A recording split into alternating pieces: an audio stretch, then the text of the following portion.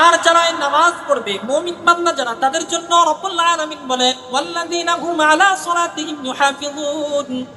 সুতরাং যারা নামাজ পড়বে নামাজের মধ্যে সমস্ত কিছু ঠিকঠাক ভাবে আদায় করবে, রুকুর তাসবিহগুলো ঠিকভাবে আদায় করবে, সিজদার তাসবিহগুলো ঠিকভাবে আদায় করবে, কোরআন যখন তেলাওয়াত করবে কোরআনের তেলাওয়াতগুলো সহিভাবে তেলাওয়াত করার চেষ্টা করবে।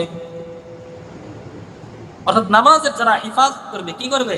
হেফাজত করবে, জামাতের সহিত নামাজ আদায় করবে। আল্লাহ রাব্বুল আলামিন বলেন উলাইকা হুমুল ওয়ারিসুন, তারা হলো তার অধিকারী। কিসের অধিকারী? আল্লাযীনা ইয়ারিসুনাল ফিরদাউস, মানে তারা হলো জান্নাতুল ফিরদাউসের অধিকারী, উত্তরাধিকারী। জোরে বলেন সুবহানাল্লাহ। তারা হলো জান্নাতুল ফিরদাউসের অধিকারী যারা নামাজের হেফাজত করে, যারা পাঁচ ওয়াক্ত নামাজ পড়ে, রুকু সিজদা ঠিকভাবে আদায় করে। আমরা আল্লাহ রাব্বুল আলামিন বলেন আল্লাযীনা ইয়ারিসুনাল ফিরদাউস, বলে জান্নাতুল ফিরদাউসের অধিকারী হলো তারাই, হুম ফিহা খালিদুন। আর যারা এই জান্নাতুল ফিরদাউসের অধিকারী হবে, একদিন নয় দুই দিন নয়, তারা চিরকাল সেই জান্নাতুল ফিরদাউসের মধ্যে থাকবে। যারা বলেন সুবহানাল্লাহ। কাদের জন্য ভাই? যারা নামাজি, যারা আল্লাহর রাস্তায় দান সদকা করে।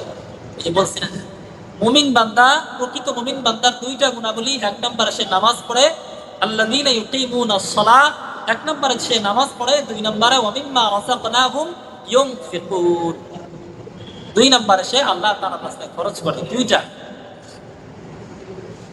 এরপরে আল্লাহ রাব্বুল আলামিন বলেন বান্দা, ও বান্দা নামাজ পড়ো, গুনাহ এখনো ছুটতেছে না, ছুটে যাবে। গুনাহগুলো, সমস্ত গুনাহগুলো ছুটে যাবে, হারাম কাজগুলো আস্তে আস্তে ছুটে যাবে নামাজের মাধ্যমে। আল্লাহ রাব্বুল আলামিন ঘোষণা করে ইন্নাস সালাতা তানহা আনিল ফাহশাই ওয়াল মুনকার। ও বান্দা, যদি তুমি নামাজ পড়ো, যদি তুমি পাঁচ ওয়াক্ত নামাজ সঠিকভাবে আদায় করো, ইন্নাস সালাতা তানহা আনিল ফাহশাই ওয়াল মুনকার, এই নামাজ তোমাকে অশ্লীল কাজ, অশ্লীল কথাবার্তা, অশ্লীল কাজকর্ম থেকে তোমাকে বিরত রাখবে। বলেন সুবহানাল্লাহ। সব নামাজের মাধ্যমে হয়। আমাদের তো নামাজ হয় না ঠিক করে।